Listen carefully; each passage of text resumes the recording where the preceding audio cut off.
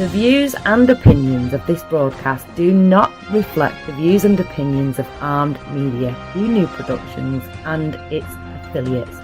Enjoy the show.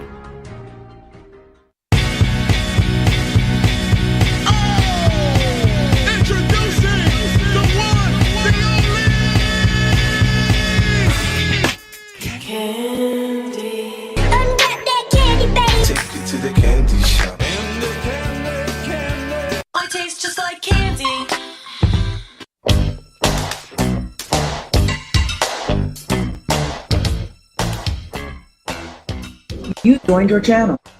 What's up, everybody? Welcome to Ask for Candy, 101 ways to make your love and your life sweeter. Who I am Candace Harper, lovecoach.com, honey, and I teach and inspire powerful, professional, grown women who want seductive singlehoods that lead to real relationships. And I always say that dating and relationships, yes, they can be hard, but love is always easy. And you are listening to Ask for Candy, and maybe you're on Armed Radio, on your TuneIn app, on your smart device, or maybe you're listening in the garden on armedradioglobal.com. You might be on Facebook Live. I see my people coming in. I see Tom, I see Angela, I see Roy, I see John. What's up, everybody? Welcome. I have a very exciting show tonight, and I have all this frenetic energy. I can't even sit still. I can never sit still. You people know me. Anyway, if you want to talk to me, you know that if you're not on Facebook Live and you're not here to comment live, you can actually call me 1-800-508-5431. If you are on Facebook Live, I want you to make sure to go and join the Creative Love Collective, and I want you to make sure to go and join Armed Radio Group News, because those two groups, you'll always know what we're doing here, and you'll get access to all the other really cool podcasts on Armed Radio. And if you're shy, because tonight is going to be all about vulnerability, but you're burning, you're dying to talk to me, I want you to email me at askforcandypodcast@gmail.com. And, I might talk about what you say to me in a future show, but I promise I will not blow up your spot. I will not give away your identity. I see Michael got here. Hi, Michael. I haven't seen you in a while. And Angela and D'Angelo just said hello. I have a surprise guest tonight, by the way. And you might have already seen him.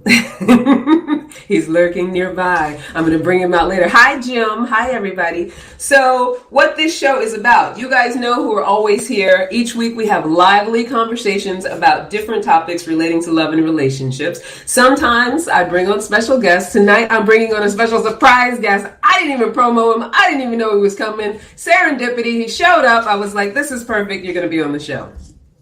So always we get a chance to laugh, cry, or just learn something new, and that is why this is a conversation, people. You're not just here to watch me and my friends just talk to you. We're not television, we're the internet. That means you get to talk back.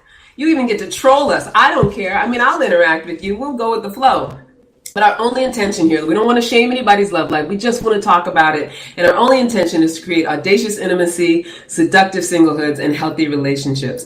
And I have a really exciting announcement, because next week, this is just a teaser for next week. It has nothing to do with this week, and there's exciting stuff happening tonight too. But next week, I am partnering with a company called the V Club, which basically is this amazing place where they teach classes about sex and dating and relationships. And I'll be teaching a workshop there very soon. And also, I'm going to be broadcasting live from the V Club next Monday. Woo!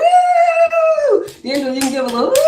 I haven't introduced D'Angelo yet, but he's in the studio, so he's giving a little bit of love. So yeah, I want you guys to make sure, those of you who are here tonight, I want you to make sure to also tune in next Monday, because we're going to be live from the V Club. There's going to be a whole lot of women there, and it's a happy hour, and we're going to be talking about love and sex and dating. So for those of you guys who really want to ask women what they think and, really get the inside information, that's the show you're definitely going to want to tune into. Besides this one, don't go anywhere right now. So tonight we're continuing our series, Falling in Love, an era of new beginnings. And how does that happen? And, how do we pick the right person? Or how do we pay attention to the red flags? How do we couple with people? How do we go from acquaintances to a partnership? How do we make love last? All those questions that are part of the human experience, right? Because if we grew up already knowing that stuff, or already having that stuff modeled perfectly for us, we wouldn't have to ask those questions.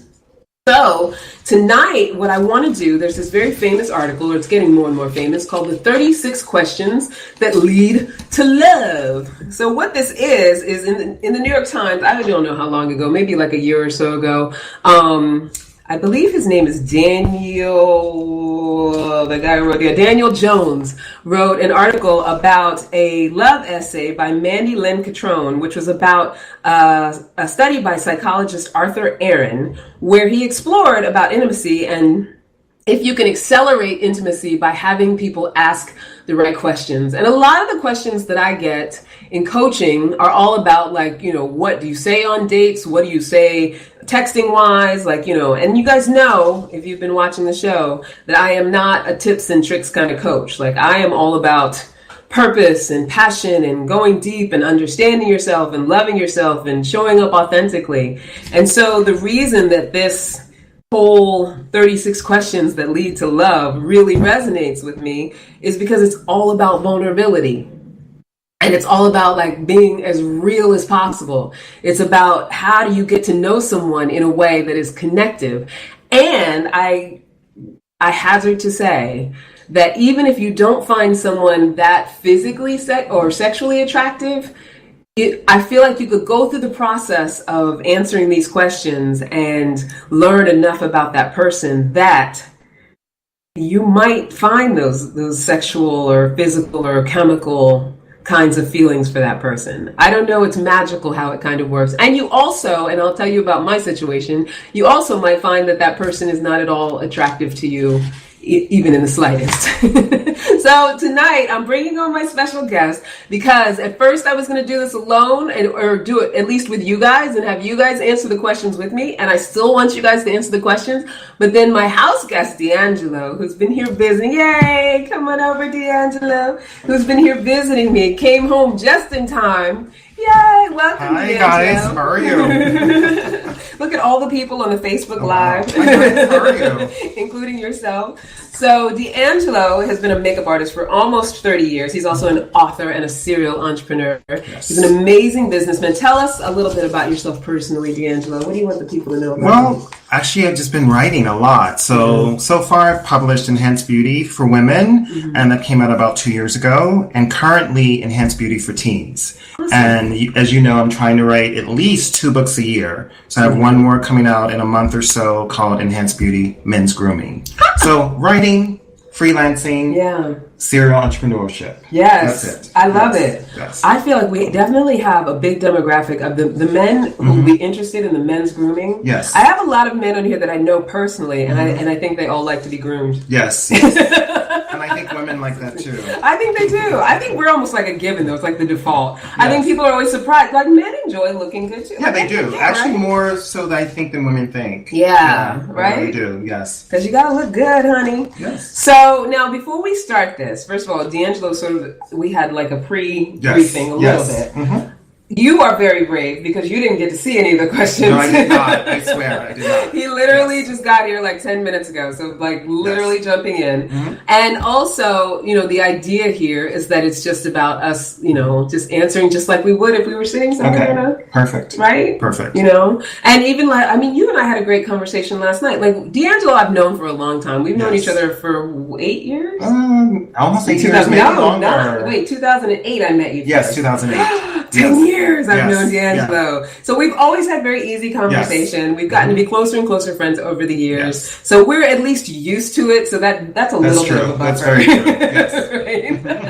There's a little bit of a buffer. But the idea with these 36 questions and what they tell you to do is, and if you guys try this at home, first I want to say, if you find that this is interesting once I start asking some of these questions, and you find that there's someone, even someone you're already married to, that you want to sit down and have, this conversation with, where you ask these questions, the idea is that you really are present with it. Like, you sit down with the other person and you just are open to whatever their answers might be, and everybody feels sort of a safe space to say whatever's on their mind. Yes, okay. With that said, I want you guys who are on the Facebook Live, you guys that are watching, and anybody who wants to call in, 1-800-508-5431, I want you guys to feel like any of the questions that you want to answer, just jump on in and answer. Like, don't feel like, that there's any kind of like, just, especially if you feel compelled, because that's part of this whole vulnerable thing. Whatever comes up for you as we're having the conversation, please feel free to share. Okay. Now, here's the thing. Before we start, I know I'm like stretching out the suspense.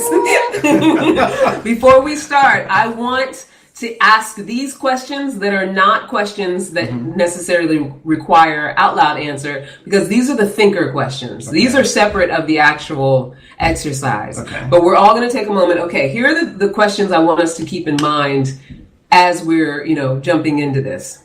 So have you ever been in multiple relationships and feel like you just can't get it right? So if that's been your experience of your love life, just something to consider. This is not like there's a right answer or a wrong answer or a yes or no or anything like that. Okay. So have you ever been, in that place? Are you in that place now? Mm-hmm. Have you ever been in the same relationship for years and deep down felt like it was never right?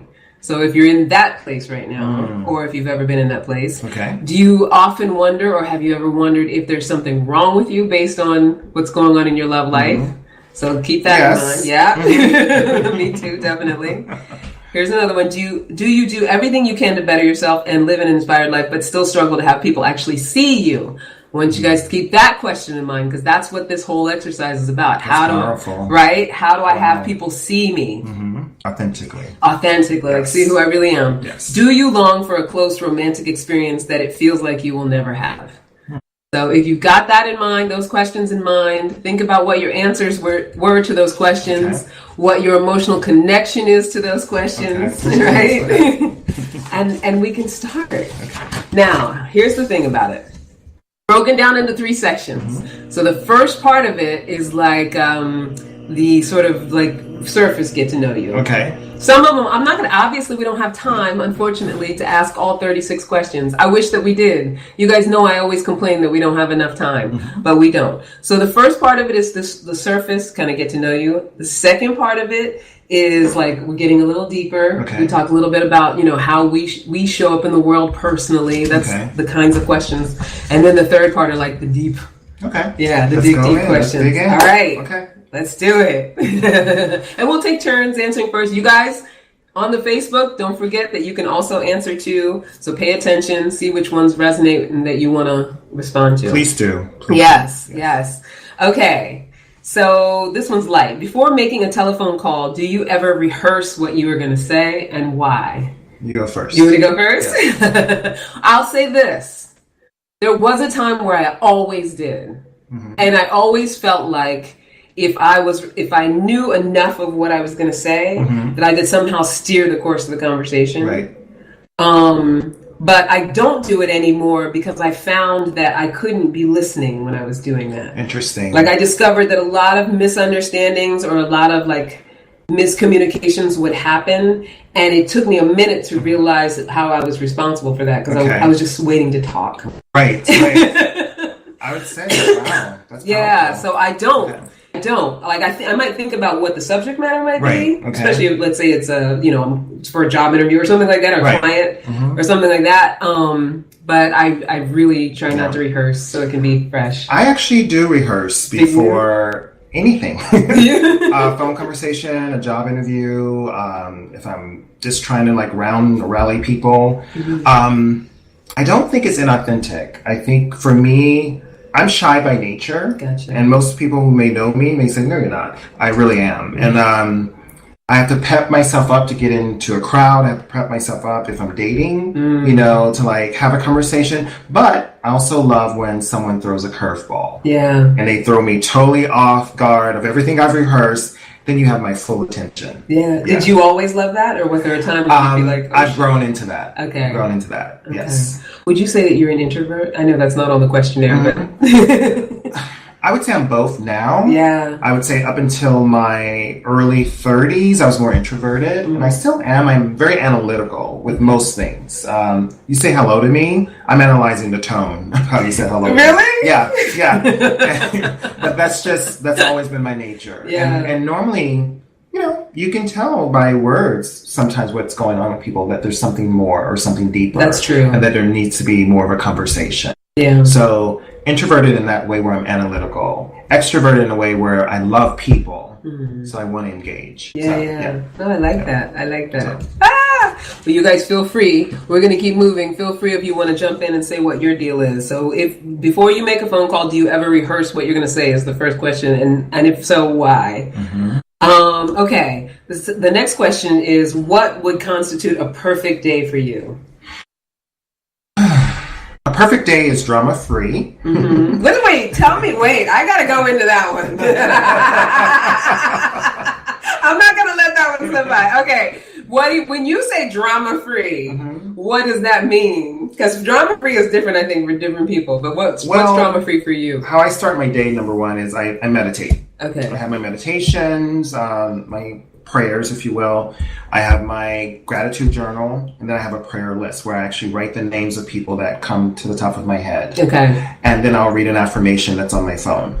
That's how I start my day. And I feel when I don't start my day that way, I'm a little off. Yeah. Because I'm not conscious of how I'm going through my day. Okay. If I interact and I find that things like today, a lot of people were saying, oh, I'm a little off today. Many people at my job today on set were like, I'm off today. And I was like, maybe it's a full moon. That was yesterday. Yeah. But we were all mature enough and centered enough to stay grounded. Yeah. But what's a drama? Like, what is the drama that we're trying to avoid? Because I feel like, like what you're talking about is that everybody goes through their different cycles of sometimes all our cycles happen together, men and women. Right. But like when you said, because I'm always interested when people say they don't want drama. Meaning don't. That means they've experienced Yes, if I can say this word, don't dump your shit on me. Gotcha, I gotcha. Okay. We're all dealing with our own fears and our own way of navigating through the world. Don't dump your toxicity on me. Got it. That's what I mean by drama. Okay, all right. Yes. I like that. Cool. A perfect day for me. A perfect day for me is any time that because I'm very extroverted, and anytime that I get to like really interact with people on a positive note, and talk about things that are like, I'm not a small talker. Right. Let's talk about, your rape trauma story. I would rather sit and talk about that than talk about, whether you dropped your keys on the way out the door. You know what I mean? A real conversation. Yeah. A perfect day for me would be any day that I would get to have a community of conversation and enlightenment and personal growth, and then jump in a pool and lay out in the sun for the rest of the day. And that's how you learn and grow. That's how you learn and grow. True conversation. Exactly. I love talking to people. I love connecting with people in that way. So, yeah. Yes, that's great. Yeah. So, it's pretty shallow water so far. It's not too tough. Okay. Here's a good one. If you were able to live to the age of 90 and retain either the mind or body of a 30-year-old for the last 60 years of your life, which would you want? The mind or the body for the last 60 years of a 90-year life? I have a choice of mind or body? Yes. I can't have both? No. Of a 30-year-old and a 90-year-old body? Yes. 60 years of the life. Okay. So you're alive for 90 years, and 60 of those years you either have the mind or the body of a 30-year-old. I would say the mind of a 30-year-old. Would you? I would be constantly evolving, constantly thinking, and just growing. Yeah. What about you? You know what? I struggle with that one. I do, and I'll tell you why. Because I think on the one hand, you could say that, I agree with you. You definitely, your mind is going to be constantly evolving if you keep it sharp. Right. But then also, they don't necessarily say, like, is it the mind of a 30-year-old as in you're constantly thinking on a 30-year-old level, or is it that you're just that sharp? Right. If it's that healthy, then that's great. Right. But then I also think how much I prize my physical ability. Right. And so, would that mean that my mind is so sharp that I allow myself to grow and then keep my body in shape? Because if that's the case, I would go for that. Okay. But if it's that I'm thinking on the level of a 30-year-old, I think I would rather go for the body. Okay. But they don't specify, you can hear it either way, right? Yes. Yeah. I don't know. I love being physically strong. And if my mind were going to age, and even if I was going to have dementia, if I was like in like a we don't know if you want to know how to use it. Exactly. Exactly. Like if everything's all snatched and I'm like, and I don't remember, I'm okay with that. That's true. At least, I can have fun in my 80s. Yes. I don't know. All through the decades. Right. Okay. So you guys, I see Tawana came in. I see Kevin is here. I see Escobar. I see Mary Beth. I see Jim. What's up, you guys? Thank you for coming in. I don't know, those of you who just joined, we're doing the 36 questions that lead to love. Yes. Obviously, we don't have enough time to do all 36 of them, but we're trying to get in as many as we can. Yes, for sure. Just to like feel the vulnerability, give us a chance to just be honest about, what we're thinking. I see Timothy Jones just joined. Timothy Teach Jones. He was on the show not too long ago. Okay. Timothy, you're going to have to come back on the show. We're talking about the 36 questions that lead to love. Mm-hmm. So if you feel inspired to answer, please, by all means. I see Candace Elaine just joined. What's up, Mama? She's one of my newest friends on social media. I absolutely love her. We follow each other. Hello, Tijuana. Tijuana says hello, everybody. Hi, Timothy says, I'm proud of what you're doing, Candy. Oh, thank you, Timothy Teach. I appreciate that. I really do. He's an awesome guy. Amazing. Hopefully you'll come back on the show. All right. So wait, where are we at? Are we still in the first section? Here. We're down. Oh, okay. This one is good. Mm-hmm. For what in your life do you feel most grateful? Want to go first? I'll go first. Okay. I feel most grateful for my health. Okay. Number one. Okay. I feel most grateful that my immediate family, the family that I actually grew up in and was raised with, like everybody, knock on wood, that's glass, knock on wood, everybody is still alive. Yes, okay. And reasonably healthy. Okay. What else? I mean, so many things. I feel grateful for like the trajectory of my life in the last few years and the fact that I landed well. And, yes. That I eat every day. I got a roof over my head. Grateful for growth and meditation and all the amazing people that I have met in my 24 plus years in New York City. Wow. Yeah. Okay. Like so many special people. I have a lot. Yes. I feel like I could spend the rest of the show. Wow. Gratitude, I think, is very important. So part of the things I do in the morning is I write gratitude. Like, I'm grateful for my health. I'm grateful for blessings seen and unseen. Because I think blessings come to us and we don't realize. Sometimes we think it's right in front of us, and sometimes it's years ahead or behind us. And in hindsight, you go, oh, wow, that was a blessing. Yeah. And I'm grateful for all experiences, good or bad. I think you can grow from any and all of it. Yeah. So I could go on and on about blessings. Health, that I fall in love every 5 minutes, which is true. Like, I can literally see somebody and go, oh, I'm in love with you right now. I love so that. I fall in love every 5 minutes. So not literally, but you know what I mean. Yeah. Like, I find people interesting. I'm grateful to be intrigued about life. Yeah. So that's my gratitude. So, yes. Aww. So. I love that. Yes. So the thing I love about D'Angelo too is that we both have had like such a good personal growth journey, I think. Yes. Like throughout the time that we've known each other, I feel like we both have gotten a chance to grow a lot, and we met each other working in television. So and by the way, we just got an almost phone call. That was my baby sister. If you were calling about the show, honey, you can call back again and interject if you want to say anything. If you weren't calling about the show, we got to talk later. Family. Yes. Just as I'm talking about them, they call. Anyway, love you though. Call me if you want to talk about the show. Okay. So here's the last one of the first section, the easy questions. If you could wake up tomorrow having gained any one quality or ability, what would it be? My psychic ability. I would want it to be much stronger. Yeah. Yes. You're the second psychic I've had on the show. My friend Beth Rooney, if you're watching, sometimes she watches. Okay. Your brethren is here. And we all have it. Yeah. I think we all have it. It's about being in tune with it. Yeah. And I think when I'm quiet and sometimes not being very social, truths come to me. Yeah. They come to me really fast. And I can discern. Discernment was a word that was always used as a child, growing up, as a young adult. discerning situations with wisdom. Yeah. So, but is that more like your gut, your intuition? It's all of it. Yeah. All of it feeds into your psychic tools. Yeah. To propel you forward, to help others elevate. So I think it's really about elevation. Yeah. So psychic. Yeah. I hear you. I like Fine that. tune that more. Yeah. Yeah. I don't know. What would it be? My ability? Well, first of all, I mean, I would be like a powerhouse. I'd be on, what's that show where they do all the different obstacles and stuff like that, and they like jump on all that stuff, and they're swinging themselves around and all of that. That's pretty. I mean, definitely I'd be like Spider-Woman. Yes. I'd be jumping from building to building just for the hell of it, just because it would be fun. Maybe fighting crime. I don't know.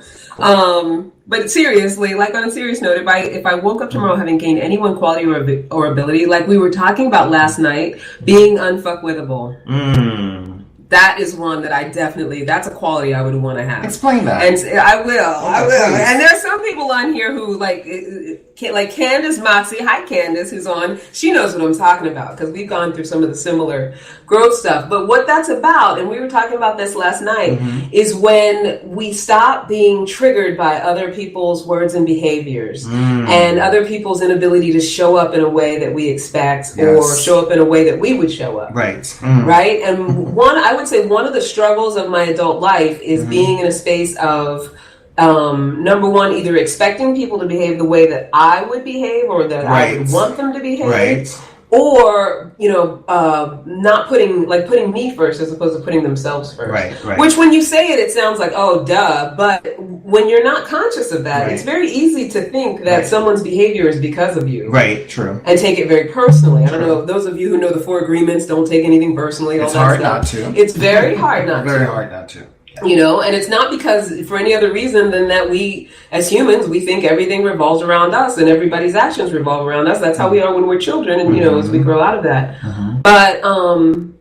But my quality or ability would be just none of it, like not none of it, because I think you have to be affected by some people on some level. Right. Like what you were talking about earlier about being intuitive about people's feelings, and when they say things, I think that there's value in that. But I just wouldn't be triggered by whether people value me or not. And as I grow older, I definitely am less so than I ever was before. What's that word again? Unfuckwithable.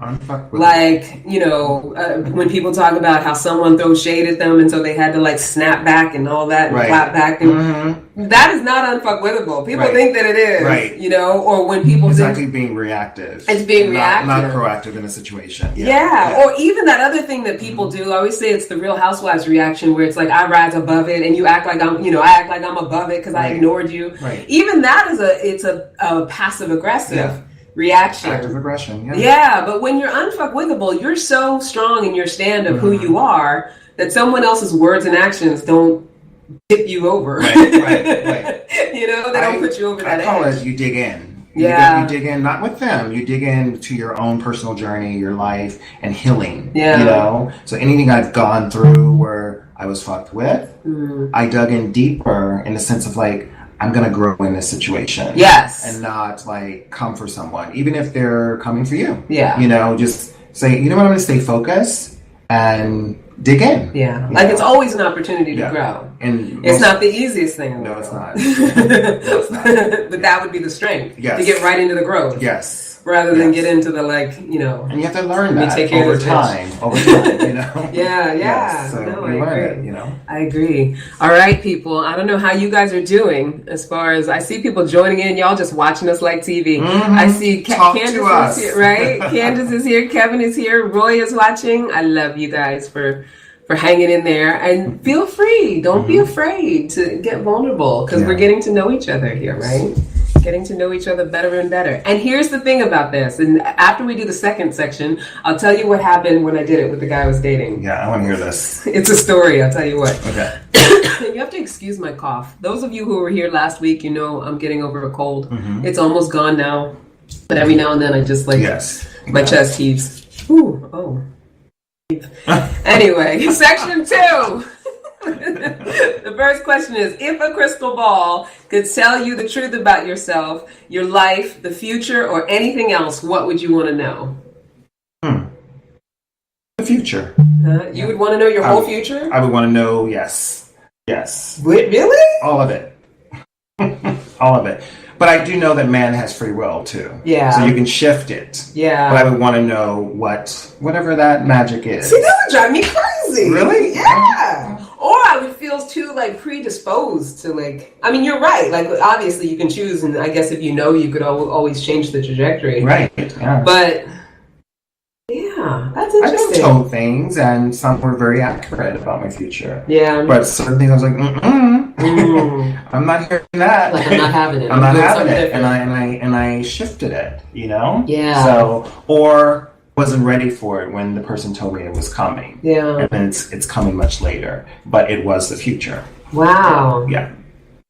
I think the only thing that I would want to know with a crystal ball is if I'm on the right track. Okay. And by right, I don't even like the word right. Mm-hmm. If I'm on the track of really being aligned with, and my gut and my instincts and my deep down tells me that I am. You always are. Yeah, right? Even the bad, anytime you always are. Yeah. But when I think about, like, I'm one of those people, like, I wrote a 10-year, like, a day in my life in 10 years. Wow. I guess I wouldn't want to know completely if that's totally the future, because that freaks me out. Okay. I don't know what that is. Like, Okay. I freak out when I think about, knowing, like, they ask questions like, do you want to know when you're going to die? Do you want to know, like, all that kind of stuff? I don't want to know. Mm-hmm. But if someone could just say yes or no, whether the vision that I wrote down in so much detail is like, yeah.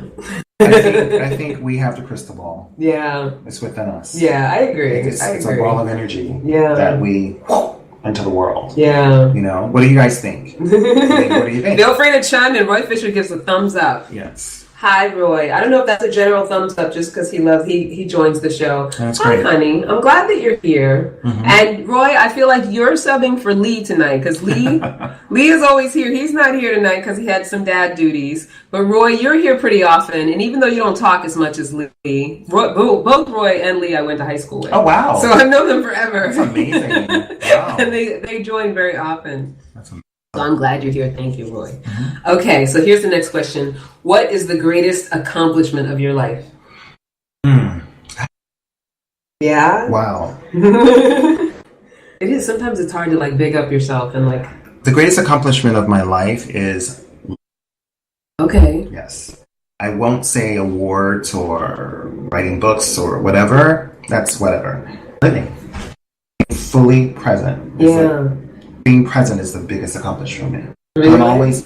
I used to always be thinking. Oh, you mean like truly like living in your life, not just like existing. Just present, Because for so long, I remember being a kid, thinking about when I was an adult. Mm-hmm. When I was a young adult, when I would get to my 30s. When I was in my 30s, okay, we'd hit my 40s. Yeah.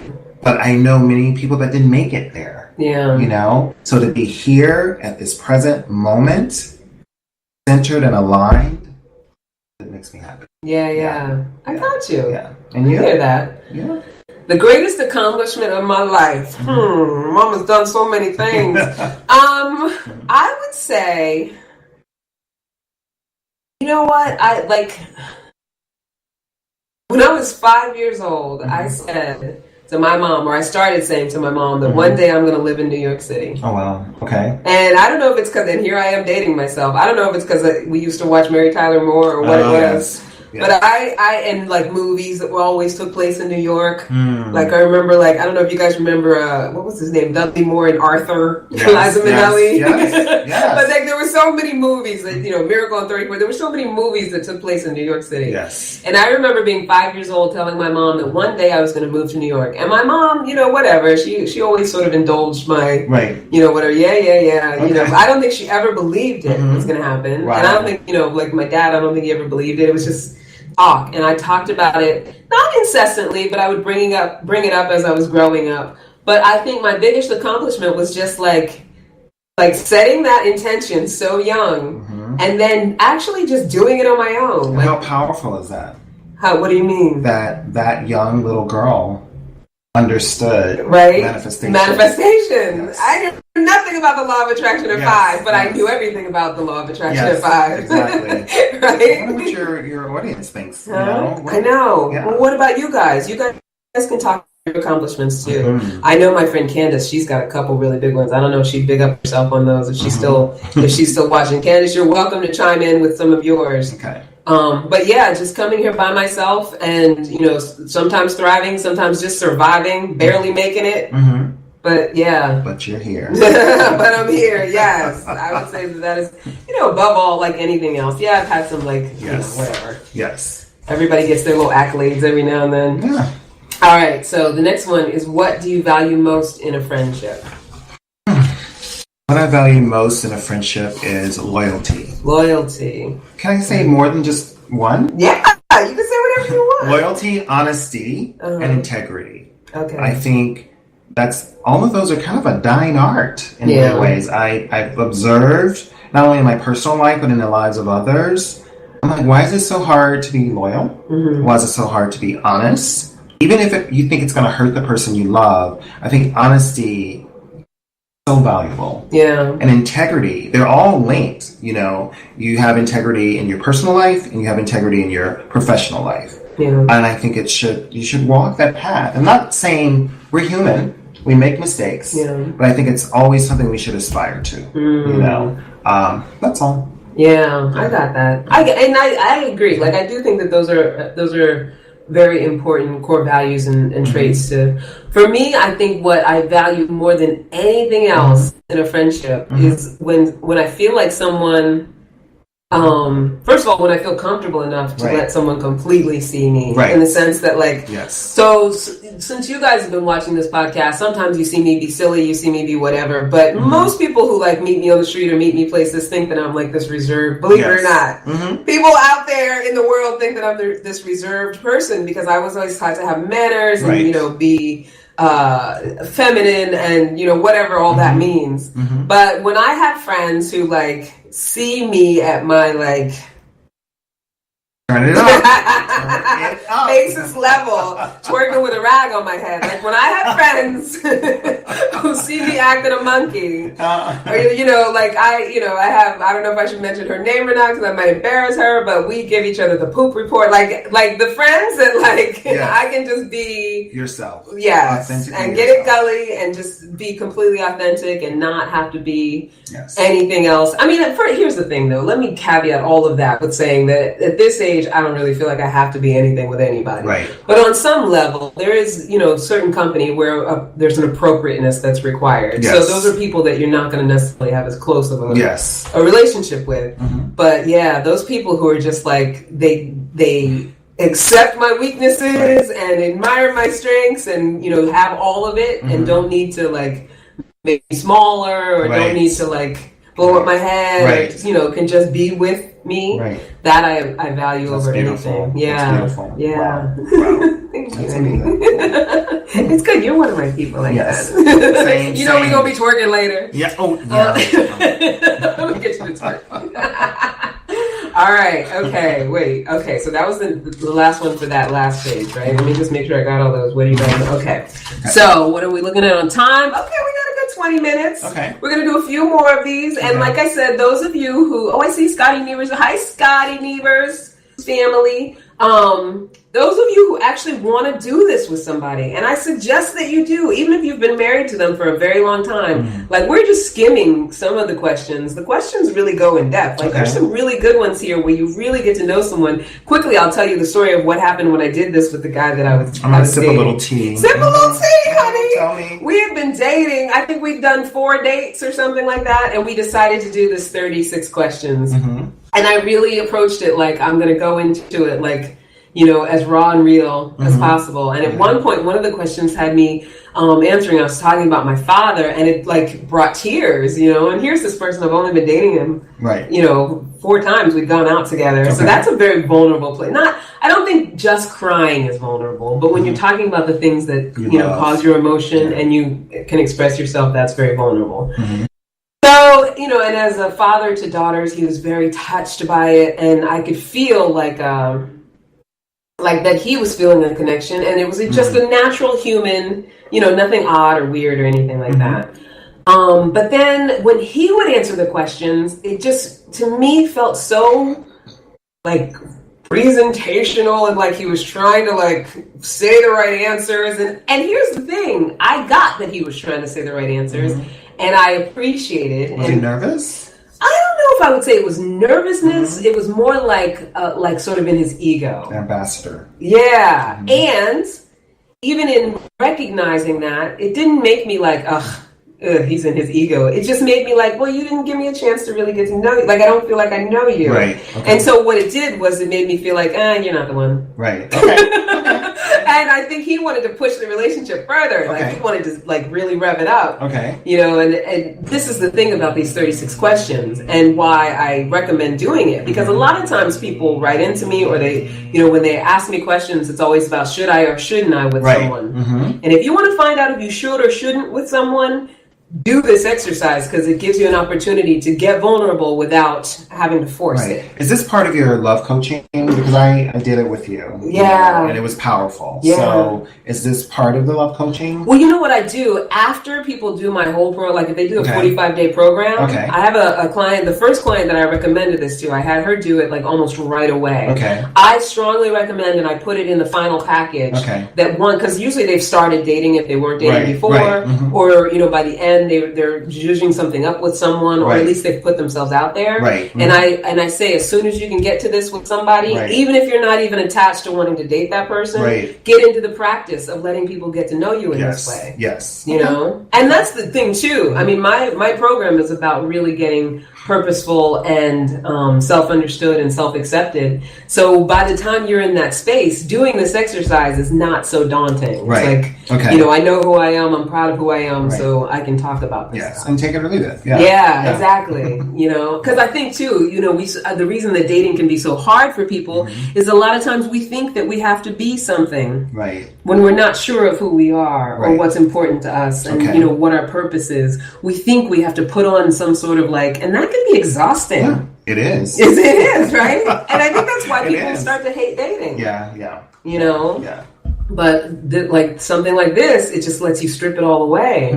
Right? You know, it's interesting. Like dating for me, I live between LA and New York. So dating for me in LA, you know, I'm an East Coast guy, Midwest guy, so I dress up for a date, even if it's casual. You're snazzy too, though. You're a stylish guy. Even if it's casual, like having coffee or tea, I'll put on a nice sandal, a crisp pair of pressed pants, and a nice linen shirt. And you know, I love cuffs, like beautiful cuffs. And I'll groom myself and I'll go into the date and, you know, everyone's super casual there. And they'll look me up and down and go, wow, you're dressed up. And I feel that instant judgment. And I'm like, actually, this is me. I'm not dressing up for you. This is how I would bring it, you know? And I'm really analyzing and dealing with that right now. Like, do I dial it back and be more casual? But I'm like, that's not me. That's not you. So it's really like, it's interesting. You know, I have a friend for you that I want to pick you up with, and I feel like he's going to be the one to be like, yes. Beach wedding. That's right. Destination, honey. Destination. Yes, beach wedding. So who joined us? Rory joined us. Bob joined us. Alexandria joined us. What's up, people? I'm glad you're here. So how we're good on time. Okay, so let's do another one. Okay. Let's see. If you knew that in 1 year you would die suddenly, would you change anything about the way that you are living now, and why? In 1 year I would die suddenly. Would I change anything? That's interesting. That's a question I ask myself almost every day. Do you? Yes. Am I living my life the way I want to live it? And I think that's part of what made me move. I think it's part of what made me remove certain individuals from my life. I think it's part of like how I deal with my family now. We're closer and I interact with them more. I want to know that when I leave this earth, that the people that I love know that they were loved. You know what I mean? And I want to know that I said yes to myself. That's all. I love that. Yes. That's very powerful. No, I'm serious. I'm stealing that phrase from you. That's powerful. I get that. I feel like I've asked myself this question, you know, similarly before, but probably not regularly enough. I feel like I could ask myself this some more. Because I still have part of me that's like a little bit one leg in the fear and one leg like ready to go and ready to be out there. So I think where I am with that journey of just like, am I living the way that I would live if I knew I was going to die? Even if I, you know, sometimes it's like, if I knew I was going to die tomorrow, if I knew I was going to die tomorrow, I think would you be okay and be like, okay, thank you? Or Well, I would have a peace about it in the sense that I would feel like, what I've done so far, or the changes that I've made in the, near past, I would be peaceful as far as the transition, but I would be like, oh shit, there's so many things that I want to do, before I go, to leave some kind of legacy. So I think if I had a whole year, I probably would like rev it up like nobody's business. Yeah. And lately I've kind of been doing that anyway, because all the transition that's happening in my life. Yes. But if I was told that I had a year, which that makes me want to just pretend that I have a year. It's interesting. Your parents are still alive. My stepfather, who was my dad for 35 years, he died of cancer, of lung cancer, in a short amount of time. And I remember thinking, like, when you're told you only have 3 months to live or 6 months to live, really process that. And a lot of people get those messages daily, and it is about thinking, what if 6 months from now, I remember, just people leaving at 40, birthday party, 6 months later, not here. Yeah. So. And we know mutual people who passed away, like our age. Yes. So my point is, you have to live it like it's your last day. Like that's it, right? Yes. What was like in my first job out of grad school was the show Rent. I live each moment like my last. Forget my cold voice. And it doesn't necessarily mean like, oh, you're gonna go take drugs and sleep with everybody, but you may want to sleep with everybody. You might want to sleep with a couple people that you wouldn't have otherwise. But you're conscious. Yeah. You're conscious that today you're here, tomorrow you may not be. Yeah. And are you living it? Yeah. Like, are you letting money stop you? Yes. Do you have a lot of excuses for why you're not doing, are you as attentive to your family as you would be if you thought you were going to leave? Exactly. Have you said your I love yous? Yes. I mean, this stuff's just coming up as we're talking about it. I know. I'm like, oh shit, I got some stuff to do. Yeah. And also, like, I'm less critical of people I love, especially family. Yeah. I just want them to know I love them, period. Yeah, absolutely. So, I hear that. Yeah. Oh, honey, we're getting in it. Yes, we are. Okay, here's a good one. Okay. How do you feel about your relationship with your mother? I feel great about my relationship with my mother now. I think for years I didn't understand her until, you've heard the saying, walk in someone's shoes. Yes. And I think, I'm 47 now, I think about 10 years ago, 12 years ago, I remember thinking, oh my God, my mom had 4 kids at this age. And I was like, could I handle 4 kids at this age? Strong children that were opinionated, that were demanding of a lot of things of her, and, kind of dysfunctional marriage. Like, could I have been that person? I was like, hell no. So I think I became a lot more forgiving. Yeah. And now when we talk, we have our serious talks, but we laugh. Yeah. We laugh a lot. Yeah. Like I'll call her by her first name, or actually her full name. If I'm getting like a little like annoyed, I'll say, I won't say her name, but I'll say her full name. Yeah. And then she gets in, she'll start giggling like a little girl. Yeah. So the roles reversed, right? So I love her. I get her, and people do what they know. Yeah. Yeah. And your mom's your mom. She's going to be your mom. And she may change, she may not change. And you just have to love her. Right? Yeah. I agree. I mean, it's one of those things. It's like if someone would have said that to me, I would say 4 or 5 years ago, I would have pretended like I was really enlightened about it. But probably since I turned 40, I have been on sort of a road of getting present with that relationship and understanding it and understanding how it has affected my life. Because I'll tell you this, I can't speak for men as far as their relationships with their mothers, but I will say for women, because whether your mother was in your life or not, so much of our female identity comes from who our mother is, how our mother is, and how she showed up. How we see ourselves, how we talk to ourselves, what kinds of, eating disorders we have, whether we have control issues. That's for men too. Yeah. Well, I think that's true, but I think on some level with your same-sex parent, there's like this biological emulation and also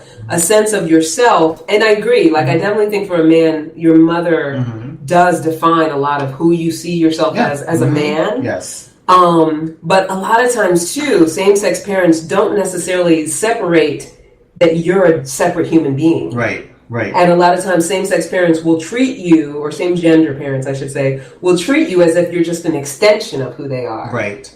Whereas when you're an opposite gender child or a different gender child, that kind of is a physical manifestation of the difference. Do you think it's changing though? I hope so. This generation? I hope so. Okay. I do think there's some flaws in the child rearing of this generation that are different. Okay. I think for our generation, because our parents, we're the therapy generation. Our parents didn't really go to therapy and stuff like that. Right. Like they worked out all their stuff in their parenting. Right, true. You know what I mean? True. Yeah. So I say all of that to say it took me a minute to understand how not dealing with my relationship with my mother in a healthy way was showing up in my life. Oh, yeah. And once I got to do that work, and I'm talking, my mentor, Shawnee, she has a Be the Tree Rites of Passage workshop she does in Brooklyn, and it's for women. That's a great way to deal with your mother stuff. Because you get, she does all this stuff with the womb space and understanding your connection to your mother and being okay with who you are based on who she is and that you're a separate individual. Right. Like taking your own rite of passage, because we all need to have that rite of passage, whether your parent gives it to you or not. It's interesting because Like, ancient cultures did that. They did that, exactly, and, ceremonially. Yeah. And certain religions still do that. Yes. But a lot of Western cultures don't. So I think hence maybe that's the problem. I agree. It's I agree. reconnecting to what we already knew. Yeah. But we've forgotten, Totally. And what is so basic, like you think, baby birds, they actually get kicked out of the nest. And animals have a natural way of doing it. And you think it's such a basic thing that it wouldn't need to be, but it needs to be done on some level. Right. And however, some families, they celebrate a girl's period. Right. Some families, they take the boys out, to whatever. It's like, it needs to have its thing. Yes. But I say all of that to say that our relationship is much better now. Same. So much. And I'm grateful for that. Yes. That's another gratitude. Yes. Grateful. My book that's coming out in either December or January is called I'm Not Mad, But She's Still Crazy. And it's anecdotes about my growth with understanding my relationship with my mother and also friends of mine. So I love that. Right? Cool. So I feel like, okay, we're at 8:55. I hate that I have to watch the time because now we're at like the deepest. Okay. The deepest section. Well, I don't know how much. Let me see. I'm going to pick one. I think we have time for like one more, and then we got to do wrap ups. Let's see. Okay. Complete this sentence. I wish I had someone with whom I could share. Blank. You want to go? I'll go first. I wish I had someone with whom I could share exactly what it feels like to become a laptop entrepreneur on your own, and that they, like someone who could just not just get it, but also give me answers. Okay. And just be like, someone who's like, yeah, I get it. That happened to me, and so go do this or do that. Like, I wish I had someone that I could really share those details on. Ideas off of. And just share what the process is and what it all is and what I'm dealing with every day. And by dealing with, I don't mean like that it's that it's beating me, but it's a very isolating. Right. You know what I mean? Like you're working on one thing and another thing breaks. It's like all of that stuff. I wish that I had someone that I could share that with without.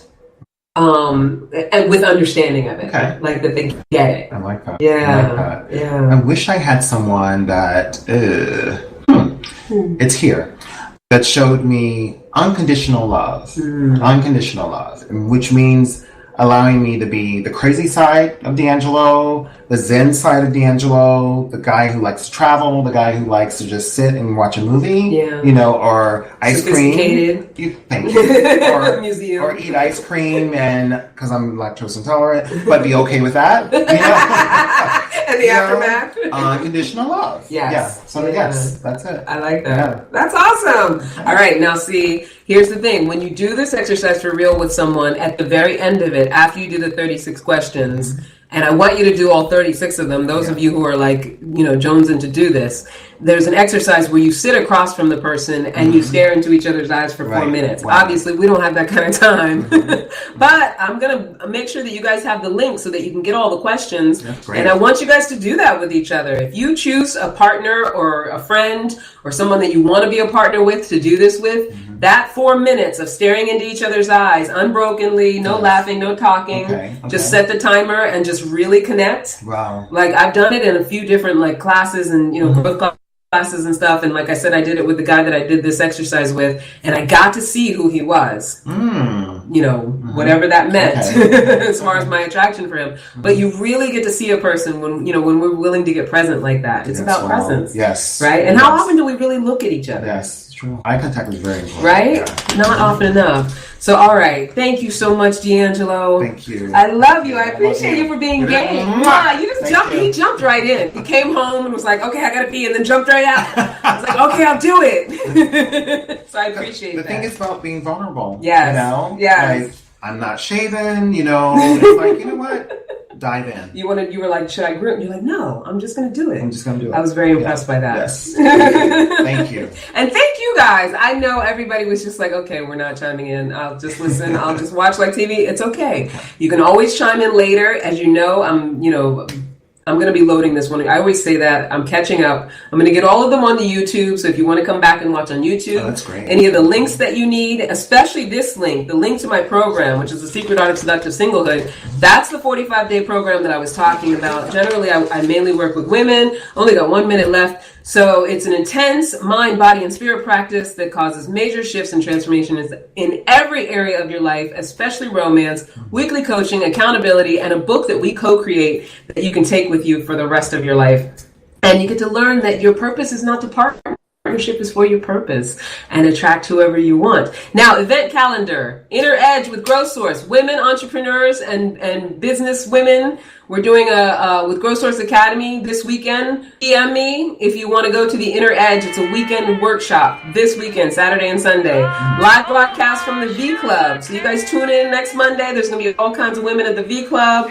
After your girlfriend's closet event. PM me if you want to do that on Thursday the 20th. Bring your clothes, shop everybody else's clothes, donate your clothes, and the proceeds go to Growth Source Academy. Anyway. Are you hangry?